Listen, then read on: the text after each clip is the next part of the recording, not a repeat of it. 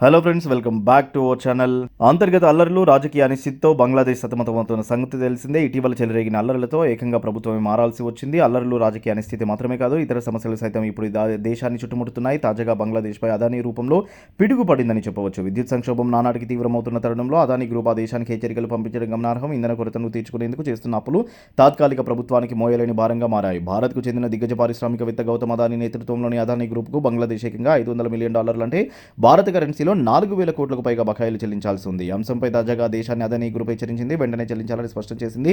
జార్ఖండ్లోని అదానీ పవర్కు చెందిన గొడ్డా ప్లాంట్ నుంచి విద్యుత్తును బంగ్లాదేశ్కు సరఫరా చేస్తున్నారు. అక్కడ ఉత్పత్తి అయ్యే విద్యుత్ మొత్తం బంగ్లాదేశ్కు సరఫరా చేసేందుకు 2017లో అప్పటి ప్రధాని షేక్ హసీనా ప్రభుత్వంలోని Bangladesh power development board Adani గ్రూప్తో ఒప్పందం కుదుర్చుకుంది. 25 ఏళ్ల పాటు విద్యుత్ సరఫరాకు అగ్రిమెంట్ చేసుకున్నారు.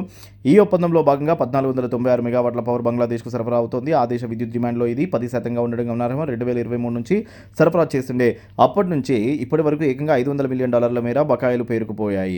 ఇక ఈ పరిస్థితిని కొనసాగించలేని త్వరగా బకాయిలు చెల్లించాలని స్పష్టం చేసింది. ప్రస్తుతానికైతే సరఫరా నిలిపివేయడం లేదని తెలిపింది. అంటే బకాయిలు చెల్లించకపోతే సరఫరా నిలిపివేస్తామని పరోక్ష హెచ్చరికలు పంపించింది. ఒకవేళ విద్యుత్ సరఫరా ఆగిపోతే ఆ దేశంలోని చాలా ప్రాంతాల్లో కారు చికెట్లు కమ్ముకోనున్నాయి. 10% డిమాండ్ తీరుస్తున్న నేపథ్యంలో ఎంతో కీలకంగా చెప్పవచ్చు. ఇదిలా ఉంటే భారతదేశం పొరుగు దేశం బంగ్లాదేశ్లో హిందూ మైనారిటీలు ప్రభుత్వం నుండి రక్షణ కోరుతూ ర్యాలీ నిర్వహించారు.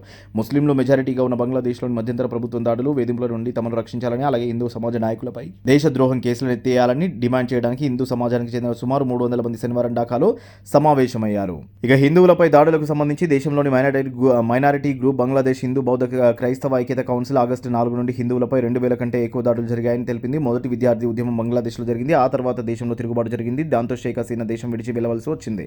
తిరుగుబాటు తర్వాత దేశంలో మరోసారి క్రమాన్ని పునరుద్ధరించడానికి మధ్యంతర ప్రభుత్వం ఏర్పడింది.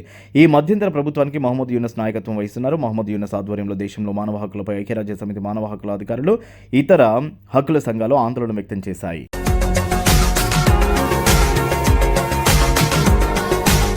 మరిన్ని అప్డేట్స్ కోసం మా ఛానల్ని సబ్స్క్రైబ్ చేయండి.